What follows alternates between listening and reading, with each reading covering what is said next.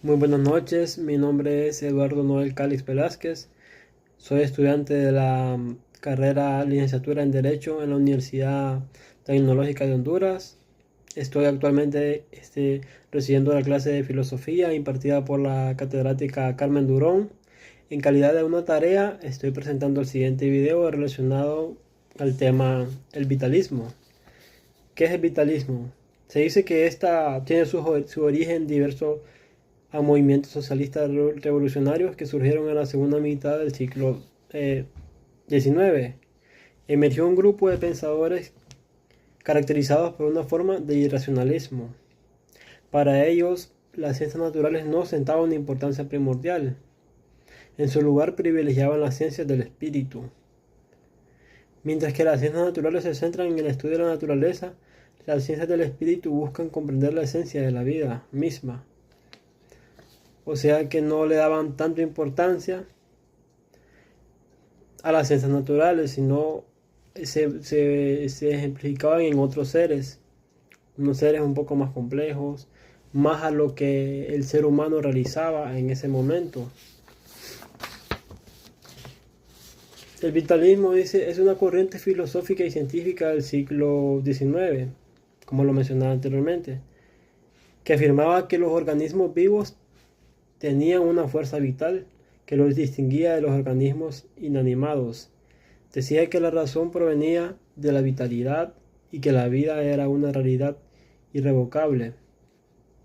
El vitalismo surgió en contraposición al mecanismo, dado que intentaba darle un carácter humano y moral al ser humano que el mecanismo había eliminado. O sea, intentaba recuperar algo que en la historia de la filosofía de los antepasados ya teníamos, como lógicamente hemos visto el, el proceder de la historia de la filosofía ha evolucionado grandemente desde un principio, ha tenido grandes cambios y siguió evolucionando en la edad contemporánea, que es a la que pertenece el vitalismo.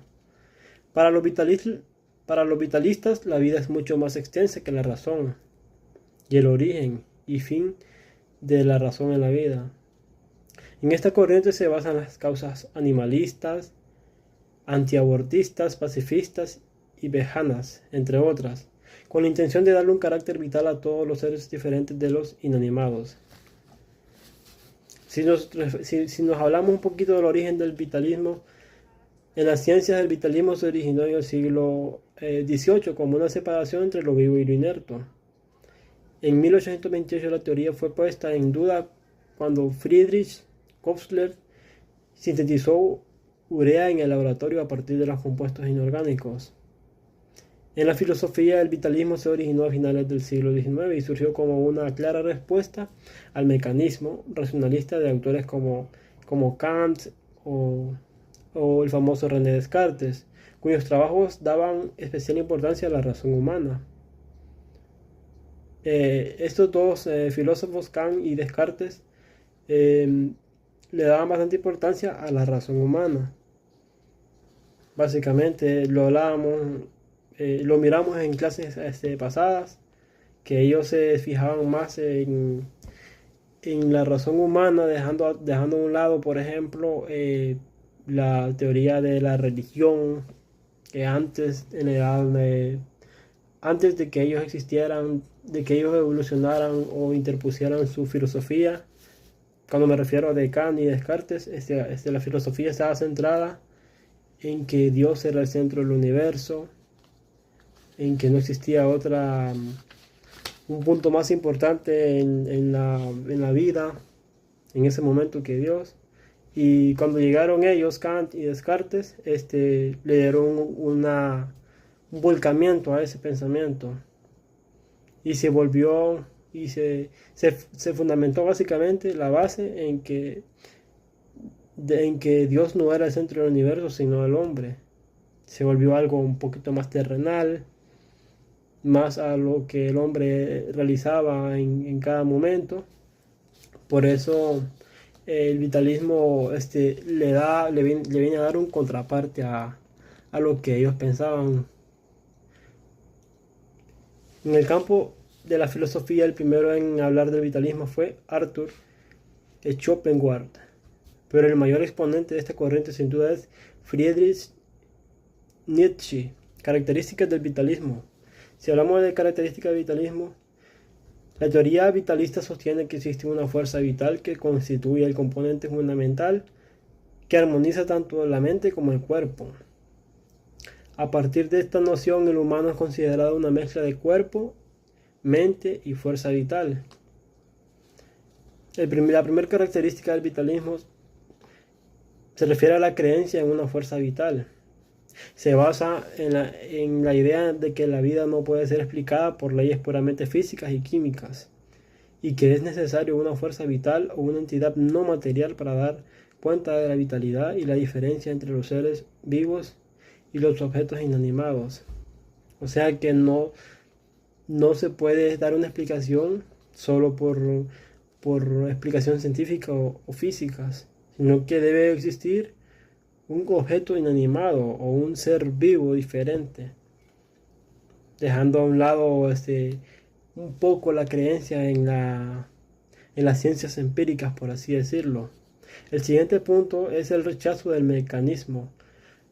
Los vitalistas se oponen al reduccionismo, que es la idea de que todo en la vida puede ser reducido a procesos puramente físicos y químicos.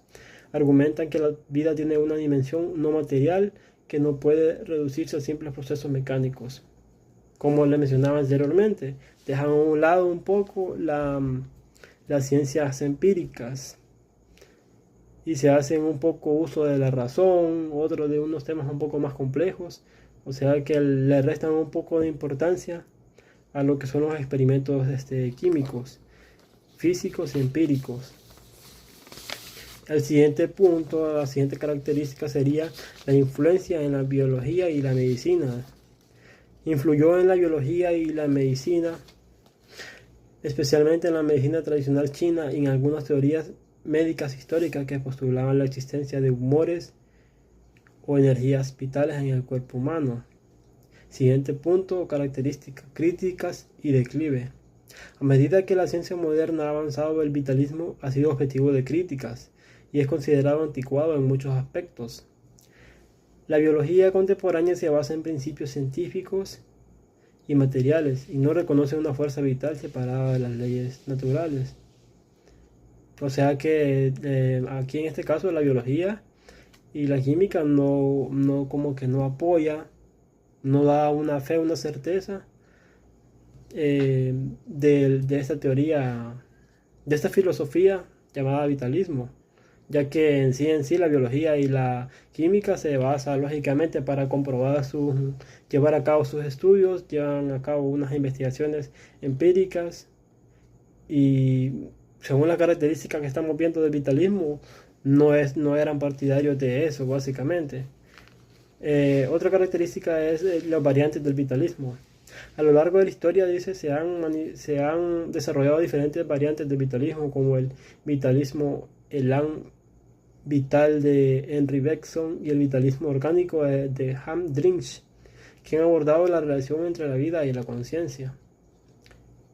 En cuanto a representantes o más influyentes del vitalismo, por así decirlo, está el más importante, que se llama Friedrich Nietzsche, que nació en Alemania en 1844. Fue un filósofo alemán considerado el representante más destacado del vitalismo. Fue catedrático de la Universidad de Basilea. Su pensamiento se basa en una crítica profunda a la cultura occidental, que según él se basaba en valores que niegan el factor vital humano. Podríamos mencionar también a Henry Bergson, francés, que nació en 1859 y falleció en 1941. Bergson mantenía en su filosofía el concepto del vitalismo, pero con matices diferentes. Este filósofo introdujo el concepto de elan vital.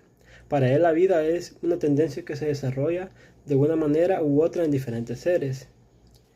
Hacemos mención también a Maurice Blondel, francés. Nació en 1961 y falleció en 1949. Su obra maestra fue La acción. A grandes rasgos, su filosofía proponía que la acción era lo que unía todas las partes del ser y era una consecuencia de impulsos, emociones, pero también de la razón.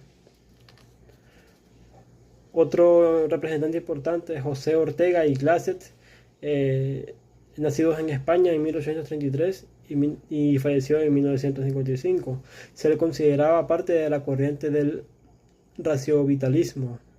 Si bien Ortega y Gasset consideraba la razón vital como el motor de la vida, también intentaban hacer compatible la razón con la existencia pura. En resumen, el vitalismo era una corriente un poco compleja de estudiar, de analizar, y que no todas los campos o áreas en los que podrían influir estaban de acuerdo, como más o menos lo mencioné hace unos momentos. Por ejemplo, la biología y la química no estaban de acuerdo con ellos porque casi no era partidario de métodos científicos. ¿Y qué ciencia, por ejemplo, qué ciencia independiente de la filosofía no necesita de métodos científicos, por así decirlo? Creo que, creo que sí lo necesita. Creo que la filosofía es un poco compleja en esa parte porque la filosofía a través de tantas historias que se llevan de estudio y no existe un método específico de resolver un problema. Porque lógicamente, porque los problemas que se tratan en filosofía son bastante complejos. Entonces, básicamente es por eso. Entonces, aquí estaría finalizando mi participación. Eh, Mucho gusto y espero que haya podido explicar un poco de este tema que es un poco complejo.